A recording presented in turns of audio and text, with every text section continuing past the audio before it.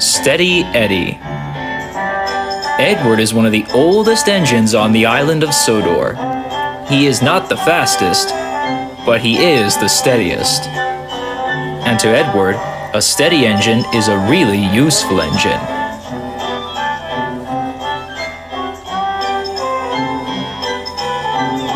One morning, Edward puffed into Brendam Docks. "Good morning." Just then, Sir Topham Hatt arrived. "The brand new water wheel has arrived from the mainland. It is magnificent. It will be displayed here at Great Waterton." Gordon and Emily were excited. They couldn't wait to see the new water wheel. "Edward, you will take the water wheel to Great Waterton." Edward beamed from buffer to buffer. "I have chosen you, Edward, because you are the steadiest engine. You will take the express line. It is the quickest and most direct way to Great Waterton." Gordon gasped. The main line was also known as the express line. Cranky lowered the water wheel onto Edward's flatbed. It had a shiny brass rim, and it gleamed in the sun. Everyone looked at the magnificent water wheel. "Edward the Steady is at the ready." And very slowly, Edward pushed his special out of Brendam Docks. Edward puffed up to the junction for the main line. Thomas was there. He was delighted to see the water wheel. "Bust my buffers, that's a special." Edward felt happy. Then he looked along the junction. If he took the track to the express line, he couldn't stop to let people see the magnificent water wheel. But if he took the other track, he could stop at bridges and stations and sidings. Everyone could see his magnificent water wheel. The signal changed. Edward didn't take the main line.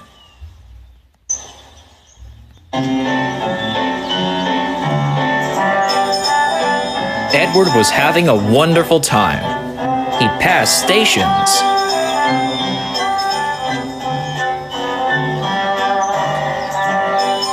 Went under bridges, and even past farms. Everyone cheered and waved. Edward the Steady was now Edward the Magnificent. Edward stopped at the signal box. "The track ahead is in need of repair," said the signalman. But that track led to the school. Edward wanted the school children to see his water wheel. So Edward puffed along the broken track. The track was very bumpy. The shiny edge of the water wheel was starting to cut through the ropes. But Edward didn't know.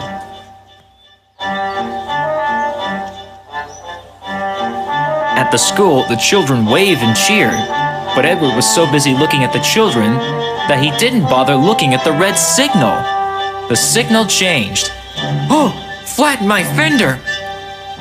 Edward applied his brakes, but it was too late. The shiny edge of the water wheel bumped him and cut even further into the ropes. Edward knew now his long journey had made him late, but then he had an idea.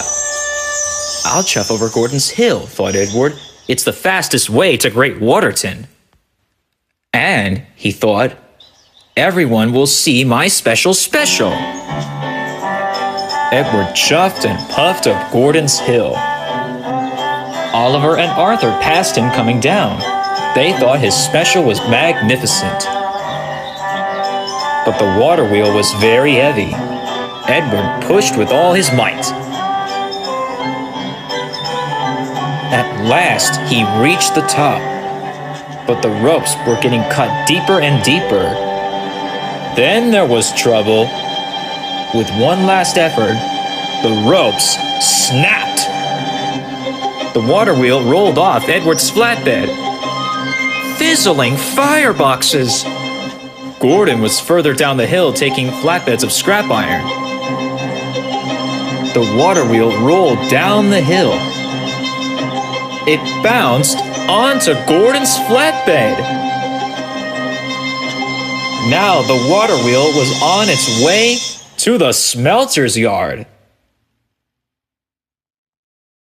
Edward had to get to the smelter's yard before Gordon.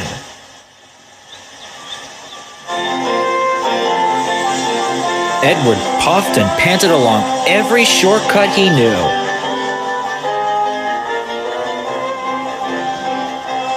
No one saw Edward pass. No one stopped to wave, but that didn't matter to Edward. He had to save the water wheel before it was going to be scrapped.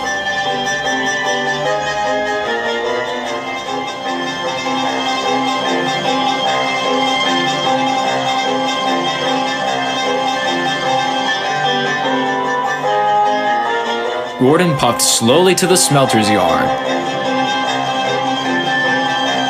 He puffed up outside the smelting shed. And suddenly, coming out from the other side, was Edward. Gordon was surprised. Edward had won a race against the fastest engine on Sodor. The magnificent water wheel was chained down to the flatbed. Edward the Steady is at the ready. And his wheels clickety-clacked along the track without a clap or a cheer.